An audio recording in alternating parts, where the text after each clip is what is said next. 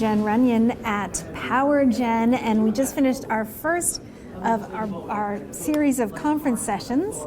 And I'm talking here with John Hensley from AWEA. Hi, John. Hey, how are you? Good, good. So John just presented some really compelling evidence about volatility in energy markets, and you were looking at natural gas and mortgage pricing. What do you think the key takeaways should be, or what would you hope that attendees got out of your presentation? Yeah, so I think the key takeaway is that we can use mortgage markets to really price the volatility that we see in natural gas. I mean, these prices are fluctuating on a daily, monthly, annual basis, and we can use that to really show the hedge value that wind energy provides, not only to utilities, but also some of the big corporations that are signing power purchase agreements to secure their long-term energy needs. And it really shows that these guys are able to get really a two-for-one deal. One, wind is already really cheap at the moment, and so they're able to lock in one of the lowest cost forms of energy. And then second, they're getting this hedge value, this protection against higher natural gas prices down the road for free.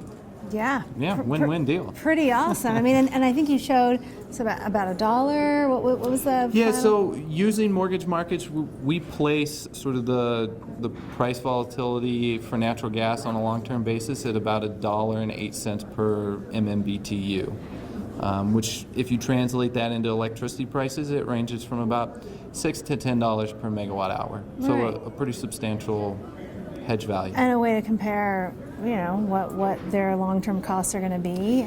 Yeah, it allows a better or more direct comparison between a natural gas plant and a wind or solar facility, that it really allows you to compare it on an apples-to-apples basis. Nice, right, and win-wins. Yeah. Yeah, win-wins. Well, so let's pivot and talk about tax reform, because we'll be, fully up front here. Tom Kiernan was supposed to be the one making this presentation, but he is in Washington right now because we have some major tax reform taking place that could be a pretty big impact on the wind industry. Where are we now? I mean, we know readers are certainly aware. We've got the two bills that are out there. They're going into conference.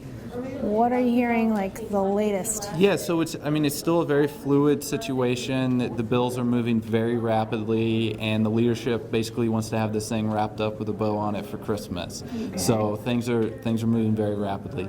There are a couple of provisions on each side of the Congress that do have or raise some concerns for the wind space and renewables in general. Yeah. The House makes some tweaks to the production tax credit, which is the primary federal motivator incentive for wind across the country. We don't think that will ultimately be part of the package, but it could cause some problems. Yeah. On the Senate side, there are a couple of issues regarding tax equity, which is one of the kind of financial structures that we use to finance these projects. And there are some concerns that the BEAT, which is the base erosion anti-abuse tax, as well as the alternative minimum tax for corporations, could lead to a lower supply or even higher cost of tax equity for these projects, and to some extent make the PTCs very difficult to use just in general. So yeah, some big concerns.